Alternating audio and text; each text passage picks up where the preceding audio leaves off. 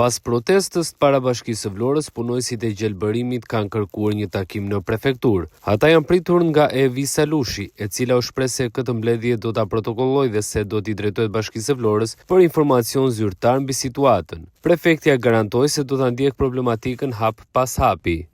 Mbledhjen po e protokollojmë dhe unë do të kërkoj informacionin nga bashkia lidhur me problematikat që sapo më thatë ju, njëkohësisht edhe me ato se çfarë ju të tjerët do të thoni dhe shqetësimin që keni dhe kërkesën tuaj ne do ta dërgojmë në bashki për të marrë një informacion, sepse ju jeni punonjës të një drejtorie që është në varësi të Bashkisë së Vlorës. Kështu që në këto kushte unë jam e detyruar dhe do t'ju dëgjoj patjetër shqetësimin tuaj dhe më pas do ta përcjell. Kështu që edhe nga ana e zonjave dhe zotrive mund të më thoni nëse keni ndonjë gjë tjetër lidhur me shqetësimin tuaj dhe do ta dërgojmë në bashki për të marrë, po patjetër jeni të lirë të flisni dhe të paraqisni ankesat tuaja. Ndërkohë, punojësit deklaruan se aktualisht ndodhen pa punë. Ata i kanë bërë me dije prefektes se nuk u janë dhënë pagesat për ditët e festave. Ndërsa theksuan se nuk mund të kërkohet qytetarëve të paguajnë taksën e gjelbërimit në një kohë kur ky shërbim po shkrihet. Ndërmarrja e gjelbërimit është kthyer në ndërmarrje pastrim gjelbërimi. Por në këtë kontratë që është bërë nuk thuhet pastrim gjelbërimi, po thuhet ndërmarrje pastrimi. Dhe në këtë punë do përfshihen edhe punët e gjelbërimit. Domethënë sektori i gjelbërimit nuk ekziston. Ne kur kemi ardhur në punë kemi firmosur një kontratë që jemi punonjës gjelbërimi.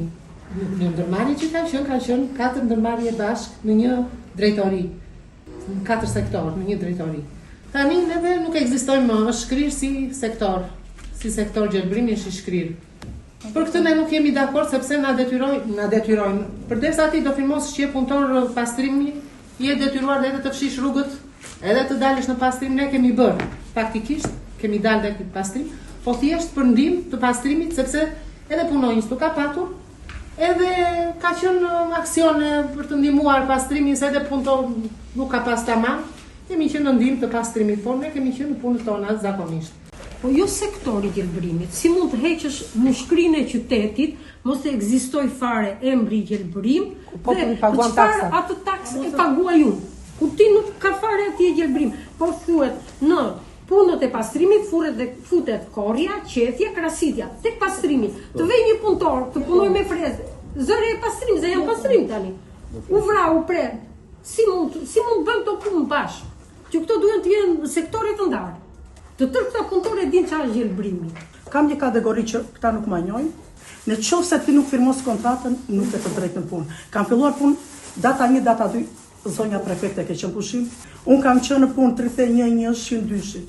Dhe nuk më paguhet me çdo drejtë. Dhe aq më keq, tani në këtë kontratë, të lutem në këtë kontratë merre lexoj, se unë si të lexoj, nuk flitet fare për gjelbërim.